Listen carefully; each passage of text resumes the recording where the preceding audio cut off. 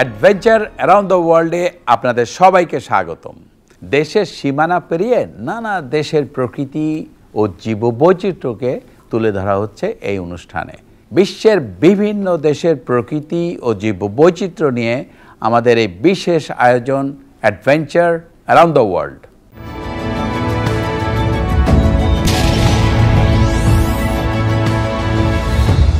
দর্শক মণ্ডলী, দক্ষিণ এশিয়ার দেশ ভিয়েতনামে অবস্থিত বিশ্বখ্যাত পর্যটন কেন্দ্র হালং বে।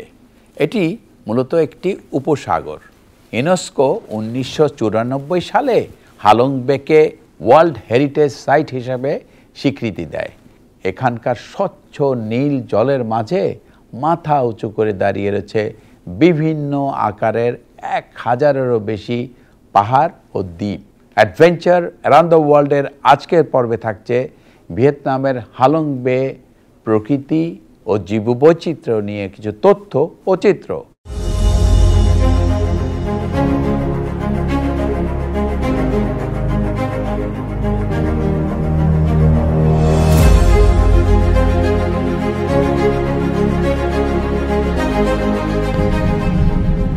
হালং বেতে এসছি হ্যানয় হয়ে, এবং এখানে আমরা হালং বের যে আইল্যান্ডগুলো আছে 1000-এর উপরে এখানে আছে সেইগুলো দেখব। এবং এই হালং বের যে এরিয়াটা, এই এরিয়াটা কিন্তু খুব গোছানো এবং সবচেয়ে বড় যেটা একদম পরিষ্কার পরিচ্ছন্ন, এবং এই সংরক্ষণের মাধ্যমে এদের যে জীববৈচিত্র্য তাকে তারা রক্ষা করছে, প্লাস এই টুরিস্টদের আকর্ষণীয় একটি জায়গা তৈরি করেছে এখানে। এবং এই ভিয়েতনামে এই হালং বেতে নানা জিনিস রয়েছে তা কিন্তু সত্যি দেখার মতো, সেটাই কিন্তু দেখার চেষ্টা করব।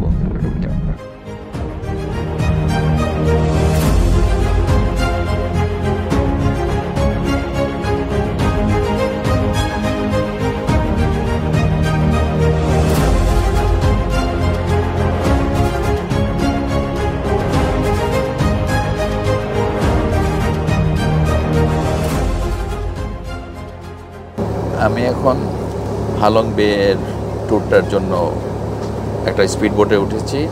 এখান থেকে আমরা পারে যাব স্পিড বোট দিয়ে, তারপর ওখান থেকে আমাদের যাত্রা শুরু হবে।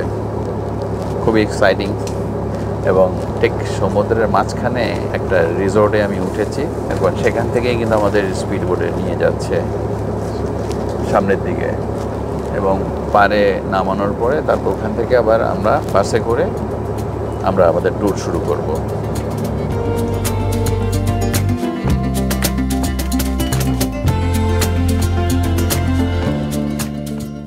অ্যাডভেঞ্চার অ্যারাউন্ড দ্য ওয়ার্ল্ডে আপনাদের সবাইকে স্বাগতম। আমি এসেছি ভিয়েতনামে, এখন একটি ট্যুরে যাচ্ছি। এটা হচ্ছে হালং বে, সেই ট্যুরে এখন আমরা সামনে এগিয়ে যাব।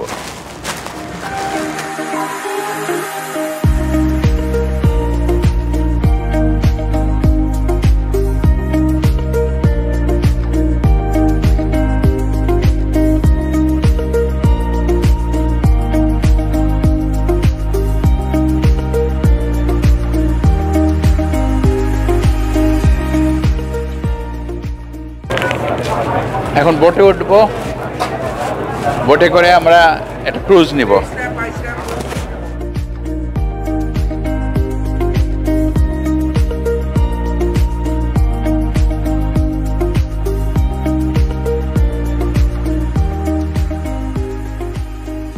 বেশ ভালোই লাগছে, খুব সুন্দর বাতাস। এখানে অনেকগুলো ছোট ছোট পাহাড়, এবং এই পাহাড়গুলো পানির মধ্যেই কিন্তু এই বেতে, এবং এত সুন্দর লাগছে।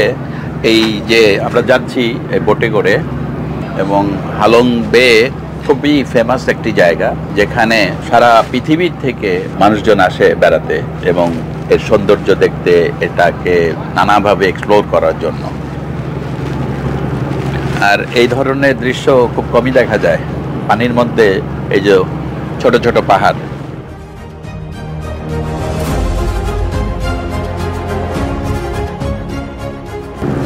সাউথ চায়না সি, এবং বে বলে এখানে খুব একটা ঢেউ নেই।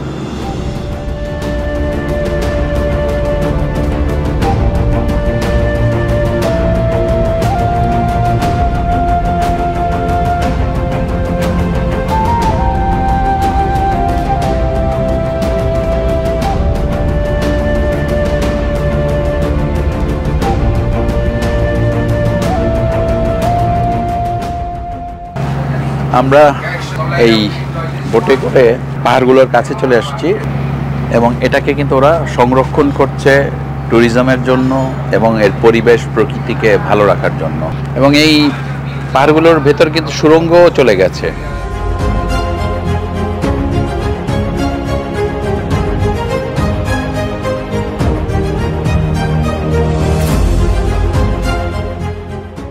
এই যে নানা ধরনের পাহাড় আমার পেছনে দেখতে পাচ্ছেন এই জলাশয়ের মধ্যে, এটা কিন্তু দেখার মতো।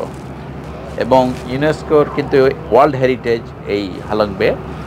ভিয়েতনাম কিন্তু অনেক কষ্ট করে অর্জন করা একটি দেশ, যেই দেশে প্রচুর কিন্তু রক্তক্ষয় হয়েছে যুদ্ধের মাধ্যমে।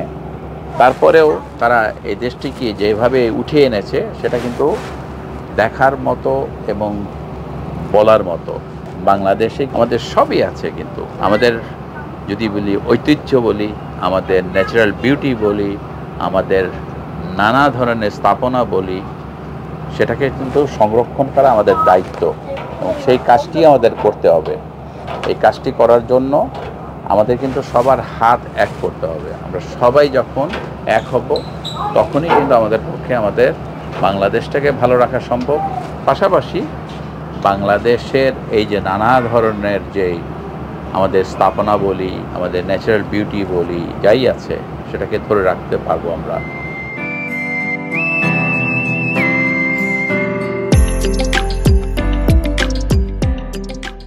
এখানে ছোট ছোট নৌকা দিয়ে মাছ ধরা হয়।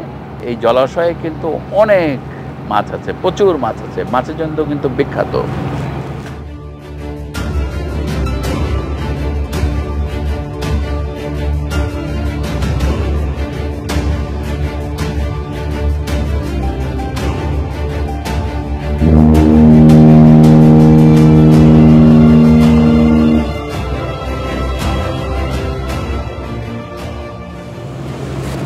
বোটগুলো আস্তে আস্তে সব কাছে এগিয়ে আসছে।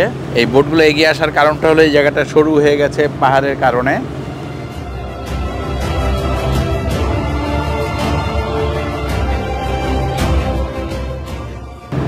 খুবই সবুজ পাথুরে পাহাড়, কিন্তু গাছগুলো দেখলে মনে হয় যেন মাটির উপরে দাঁড়িয়ে রয়েছে।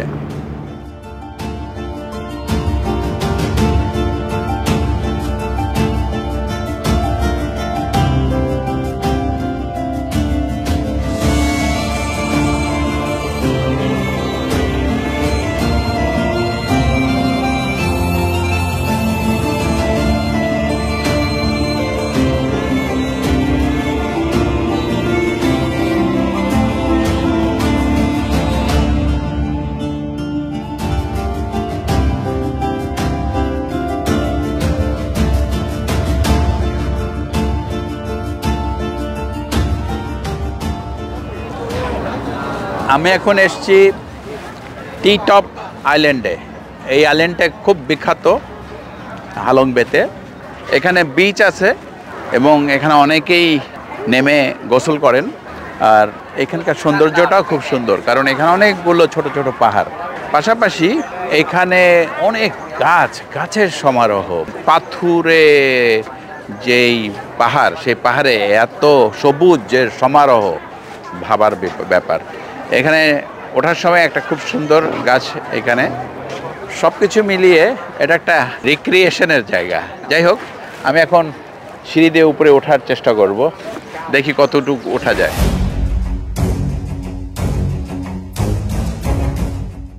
আমি আস্তে আস্তে ওঠার চেষ্টা করছি।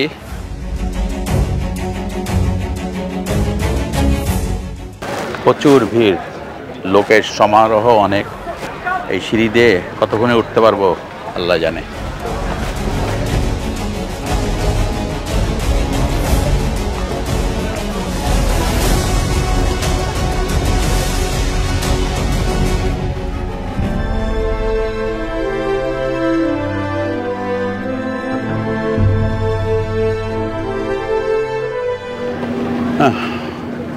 এর উপরে উঠতে যান বেরিয়ে গেছে। আমি সবাইকে সাজেস্ট করব না ওঠার জন্য, বেশ কঠিন যাত্রা ছিল।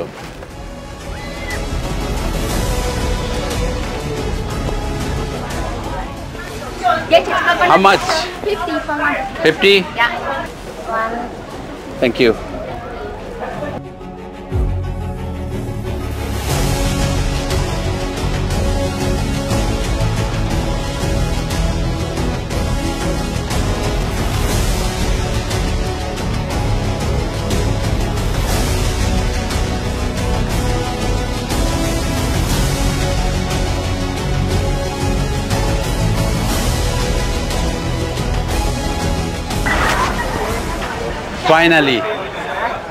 ফাইনালি নিচে এসে পৌঁছতে পেরেছি।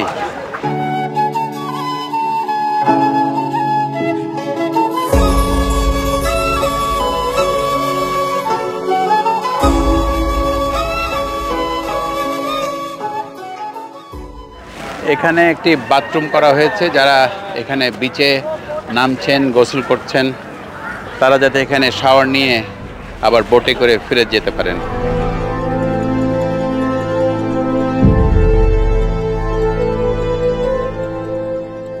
এই টি-টপ আইল্যান্ডটা খুবই বিখ্যাত একটা আইল্যান্ড।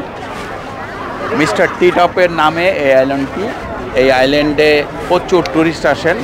এটার বৈশিষ্ট্য হলো এখানে বিচ আছে, এখানে পাহাড়ের উপরে উঠলে পরে এখান থেকে পুরো হালং বেটা খুব সুন্দরভাবে দেখা যায় এবং 400-র উপরে সিঁড়ি ভেঙে কিন্তু উপরে উঠতে হয়, যার জন্য সবাই কিন্তু বেশ যুদ্ধ করে উপরে উঠতে হয় এবং নামতে হয়। এবং আমরাও এসেছি এই টি-টপ আইল্যান্ডে অন্যদের মতোই, এবং একটা ভালো সময় কাটিয়ে এখন ফিরে যাব অন্যান্য অ্যাক্টিভিটিসের মধ্যে।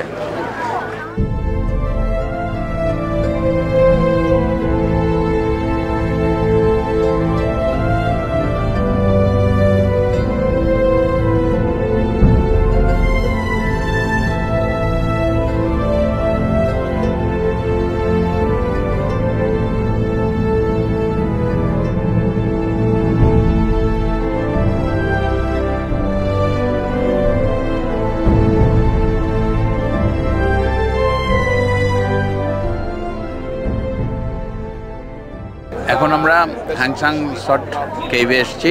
এটা অনেক বড় একটি কেভ এবং আইল্যান্ড। এটা ফ্রেঞ্চরা আবিষ্কার করেছিল এখানে টুরিস্টরা যখন এসেছিল তখন, এবং এটা বেশ অন্যরকম একটা অ্যাটমসফিয়ার এই জায়গায়। এবং আমরা লাইন ধরে এগোচ্ছি আস্তে আস্তে করে, এবং ঘুরে ঘুরে কিন্তু উপরে উঠতে হবে।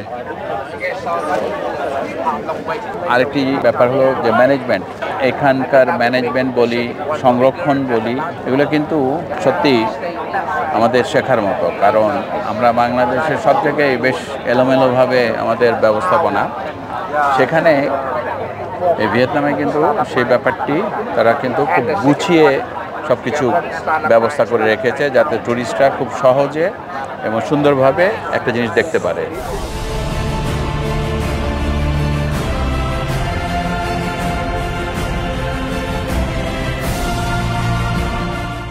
আস্তে আস্তে আমরা সিঁড়ি দিয়ে উপরের দিকে উঠছি।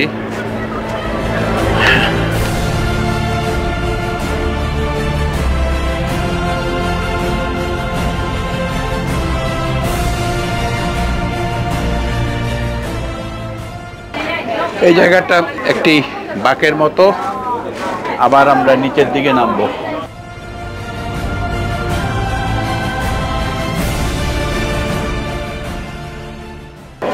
আমরা আস্তে আস্তে লাইমস্টোন কেভের মধ্যে নামছি।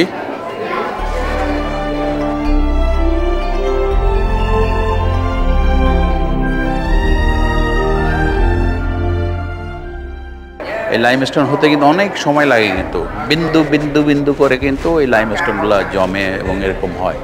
এটা আমাদের গাইড বলল যে 250 মিলিয়ন বছর আগের ধারণা করা হয় এই লাইমস্টোন কেভটা তৈরি হয়েছিল। এই জায়গাটা মোম যেভাবে গলে গলে পড়ে ঠিক সেইভাবে নেমে আসছে এই লাইমস্টোনগুলো। নানা ধরনের কেভের কারুকাজ সবই ন্যাচারালি তৈরি হয়েছে এখানে। একটু অসাবধান হলেই কিন্তু মাথায় বাড়ি খাওয়ার সম্ভাবনা, এবং কঠিন শক্ত কিন্তু এগুলো।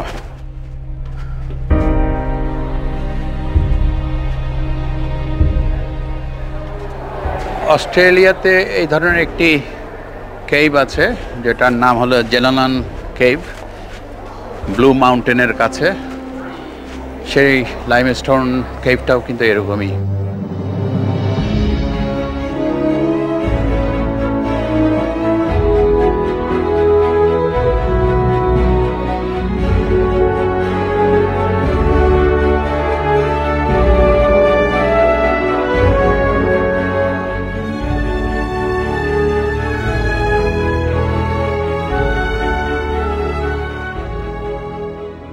আবার সরু একটি গুহাপথে ঢুকছি, এই লাইমস্টোনের সরু পথ দিয়ে নামবো।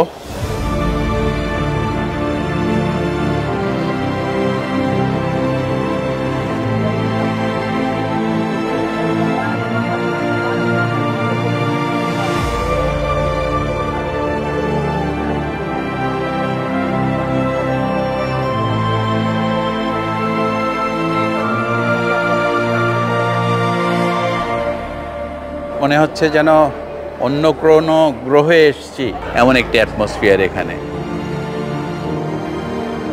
এখানে একটি লাইমস্টোন মনে হচ্ছে যেন আঙুল উঁচিয়ে আছে।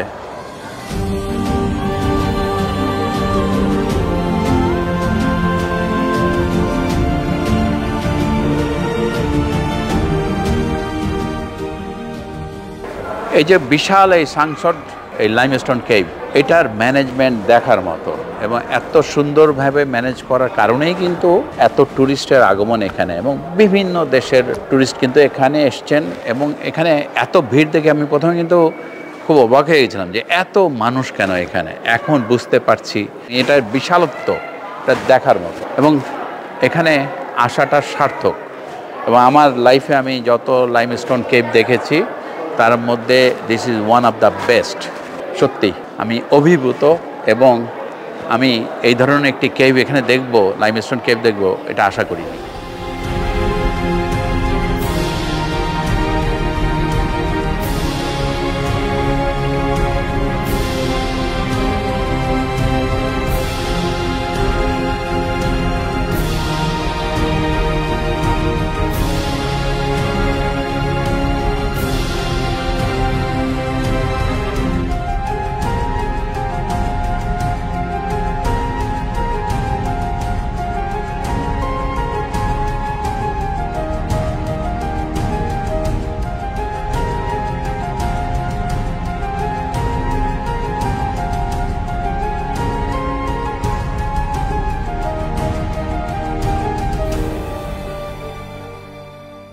আমরা কায়াকে না উঠে বোটে উঠেছি।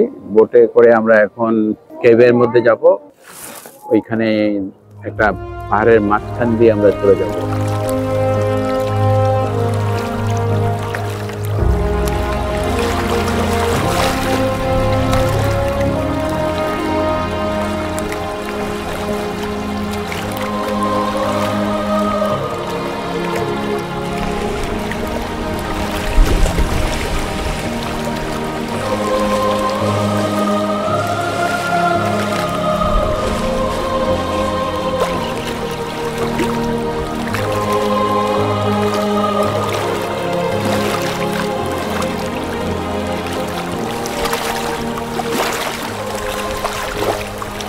এটা খুব অপূর্ব নৈসর্গিক দৃশ্যের একটি কেভ, লুয়ং কেভ। সেই কেভে মাঝখানে আমরা ঘুরে বেড়াচ্ছি। আসলে কেভটা ভেতর দিয়ে এখানে আসতে হয়, এবং এখানে চারিদিকে পাহাড়, মাঝখানে জলাশয়। ওইখানে ওরা একটু মজা করছে।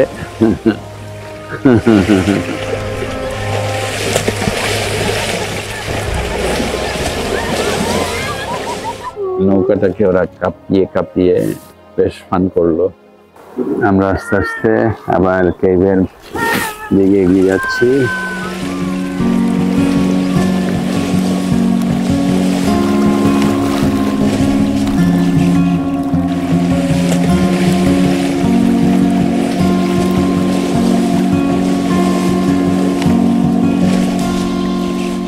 আমরা এখন কেবের নিচ দিয়ে, পাহাড়ের নিচ দিয়ে যে কেবটা চলে গেছে সেটা দিয়ে বেরিয়ে যাচ্ছি।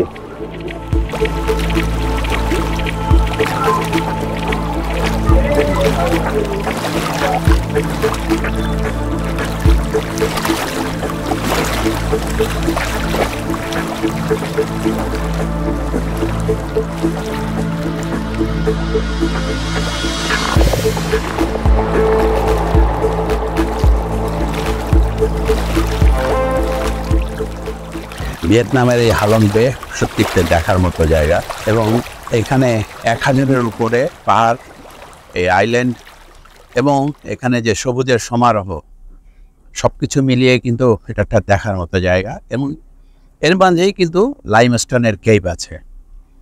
এই লাইমস্টোনের কেভটা কিন্তু one of the biggest limestone cave in the world, এবং এখানে কিন্তু অনেক কিছুই যা আছে তা হলো ওয়ার্ল্ড হেরিটেজ।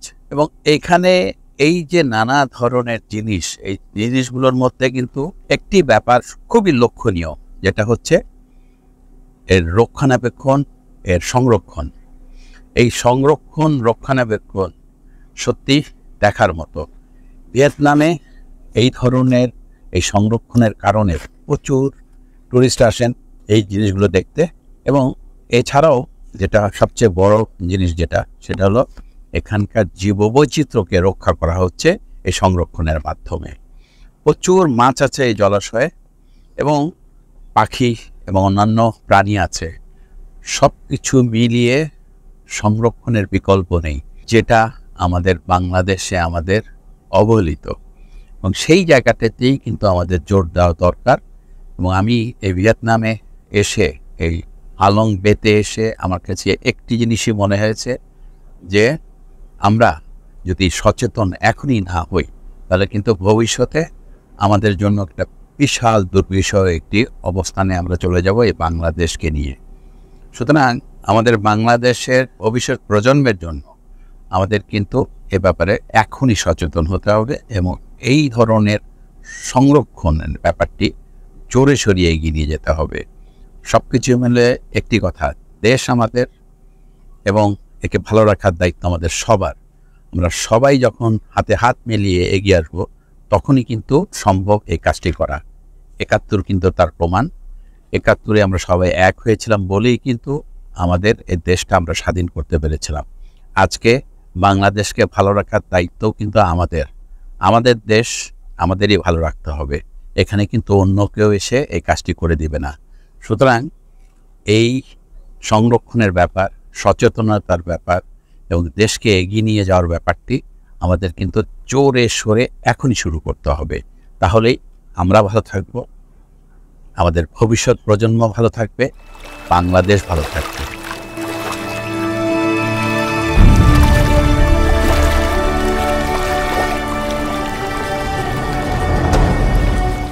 শুধু দর্শক, আমরা তখন দেখলাম ভিয়েতনামের হালং বের বৈচিত্র্যময় প্রকৃতি নিয়ে কিছু তথ্য ও চিত্র। পরিবেশ সংরক্ষণে এখানে বিভিন্ন পদক্ষেপ গ্রহণ করা হয়েছে। অন্যদিকে বিদেশি পর্যটকদের অন্যতম আকর্ষণ কেন্দ্র এই উপসাগর। আমাদের দেশেও অনেক প্রাকৃতিক সৌন্দর্যপূর্ণ জায়গা আছে, যেগুলো যথাযথ সংরক্ষণ ও ব্যবস্থাপনার মাধ্যমে হয়ে উঠতে পারে সম্ভাবনাময় পর্যটন কেন্দ্র। সুন্দর প্রকৃতিতে গড়ি সুস্থ জীবন, এই আশা নিয়ে শেষ করছি আজকের অনুষ্ঠান। আপনারা সবাই ভালো থাকুন, সুস্থ থাকুন।